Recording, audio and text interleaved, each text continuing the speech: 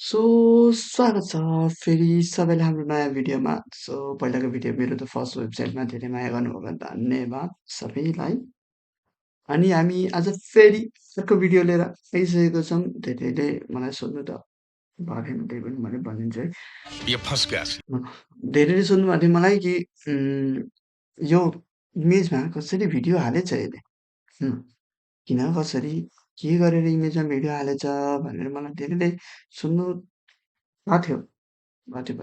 सुन्नुभएको थियो है, सुन्नुभएको थियो। नसुतेको भए पनि तर कमेन्ट गरिदिनु होला।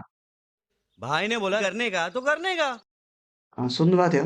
अनि फेरि मैले त्यहाँले अस्ति फर्स्ट वेबसाइटवालामा त मैले बुझाएको थिएन राम्रोसँग, बट आज मैले बुझाउँछु कि यो मैले कसरी राखेको छु। के ट्याग युज गरेँ एन्ड 2टा मेन ट्याग छ। 2टा ट्याग हजुरले बुझ्नुभयो भने हजुरले पनि टक्क लगाएर इमेजको भित्र हजुरको लिङ्कहरू, फेसबुक, इन्स्टाग्राम वगेरा वगेरा सबै दिन सक्नुहुन्छ। सबै मतलब सबै। ओके, सो लेट्स गेट चल बस रुलाएगा क्या जस्तै मैले यो लाइन क्लिक गरेँ भने फोटो क्लिक गरेँ भने त्यसलाई अर्को पेजमा गएर मेरो भिडियो खुल्छ। सबैले सोध्नुभएको थियो यो कसरी गरिस्? सोध्नुभएको थियो नि? सोध्नुभएको थियो। अनि यो सोध्नुभएको थियो कसरी गरिस्? के गरिस् यसमा? के कोड युज गरिस् भनेर।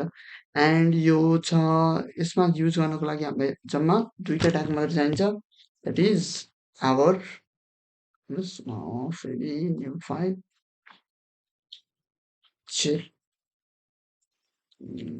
check that HTML.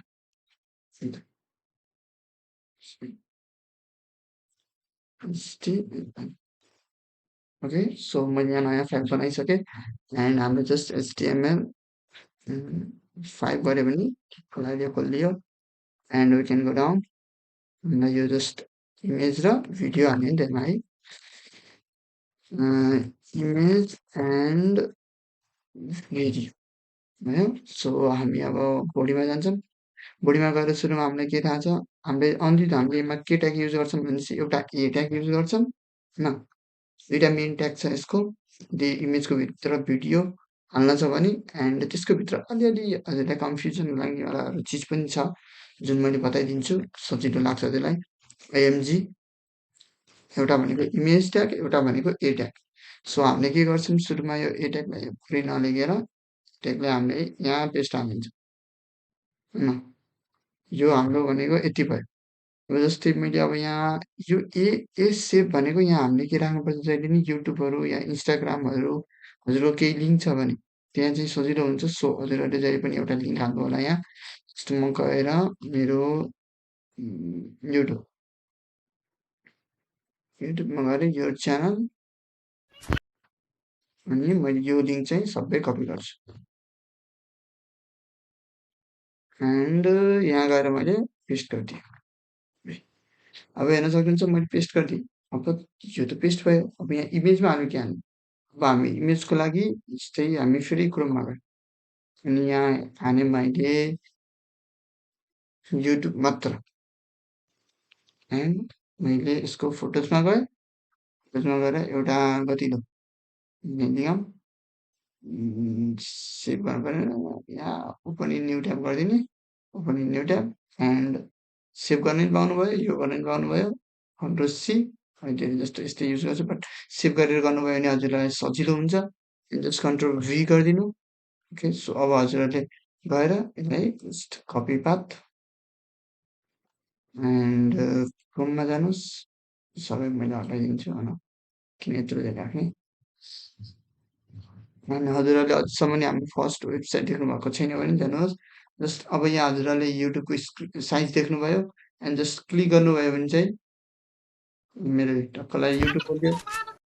बट मलाई के चाहियो भनेपछि यो युट्युब मैले नेक्स्ट पेजमा खोल्न भयो, जस्ट यसको अर्को पेजमा भने मैले यहाँ के गर्छु यसमा पनि एउटा सानो कोड छ एन्ड मैले त्यो कोड राख्छु यहाँ होइन। यहाँ एमा गएर टक्क मैले के चाहियो मेरो त्यो युट्युबको लिङ्क अर्को पेजमा गएर खोलोस् भने चाहिँ टार्गेट हाल्नुहोस् and you can C.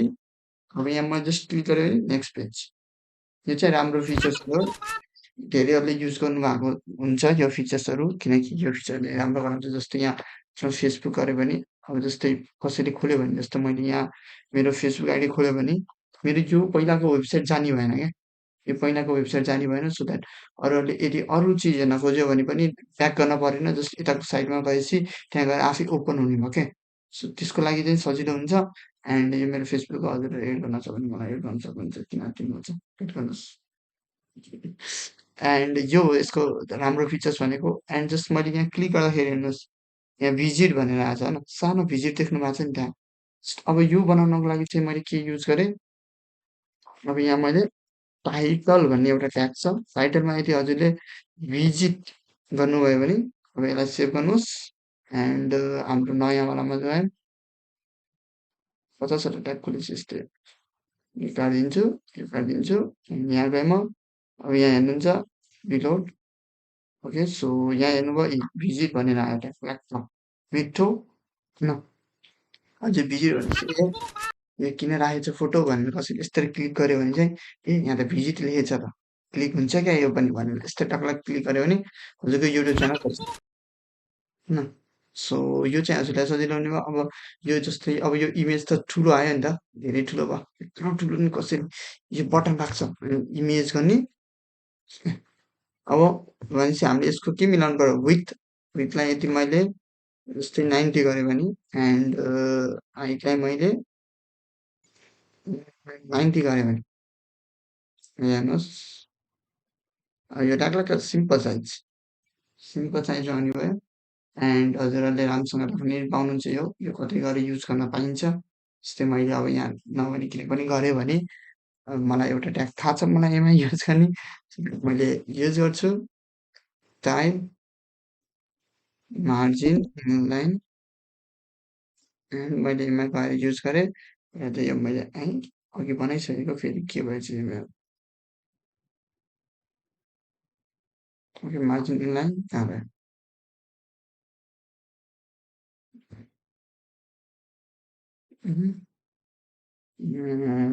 50 pixel गऱ्यो भने एन्ड यो रिलोड गरेँ भने यहाँ आयो। And I want to make it मैले यसलाई कुनातिर लैजान खोजेँ। सो मैले जहाँ पिक्सल युज गरेँ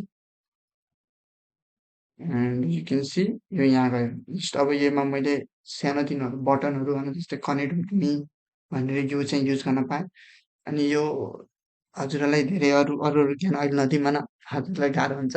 जसमा 2टा ट्यागको बारेमा डिस्क्राइब गरेँ, द्याट इज ए ट्याग र इमेज ट्याग। हजुरहरूले कसरी आफ्नो वेबसाइटमा, भिडियोमा एन्ड कुनै पनि यहाँ भिडियो हाल्नुभयो भने, यहाँ इमेज हाल्न मन लाग्छ भने, एन्ड तिनीहरूलाई हामीले जस्ट डिजाइन गर्न मन लाग्छ भने चाहिँ यसरी गर्न सक्नुहुन्छ। सजिलो स्टेप, धेरै लामो पनि छैन। Just image tag and A tag use गर्नुहोस्। अनि फेरि ए ट्याग र इमेज ट्यागमा कलर, ए ट्यागमा हामीले भनेको जहिले पनि लिङ्क हाल्नुपर्छ, एन्ड इमेज ट्यागमा हजुरले फोटोहरू हाल्न सक्नुहुन्छ।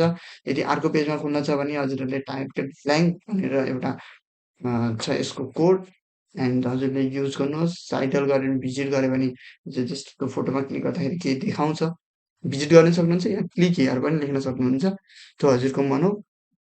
धेरैले भिजिटै लेख्छन्, क्लिक हियर अलिअलि कमले लेख्छन्। सो यति नै आजको लागि भिडियो। सो ए ट्याग र इमेज ट्यागको बारेमा हजुरले राम्रोसँग बुझ्नुभयो होला आई थिङ्क सो। एन्ड हजुरहरूलाई अझै म पनि लर्निङ फेजमै हो, सो हजुरहरूलाई पनि अझै राम्रोसँग त्यसरी बुझाउन चाहिँ सकेन होला, बट जति बुझाउन सकेको थिएँ त्यति बुझाइदिएको छु। And thank you so much for watching. यदि लाइक गर्नुभएको छैन भने लाइक गरिदिनुहोस्, सेयर गरिदिनु भएको छैन सेयर गरिदिनुहोस्, सब्सक्राइब गर्नुभएको छैन सब्सक्राइब गरिदिनुहोस् फटाफट। एन्ड हामी टुकेको पनि धेरै नजिक छौँ, सो लेट्स गो। एन्ड यो 2टा ट्याग कस्तो राम्रो बुझ्नुभयो कि बुझ्नु भएन मलाई तल कमेन्ट गर्न सक्नुहुन्छ। एन्ड मेरो फेसबुक, ट्विटर इन्स्टाग्राम छ, त्यतै फलो गर्न पनि सक्नुहुन्छ। लिङ्क तल डिस्क्रिप्सनमा छ। So thank you so much for watching, take care, bye by.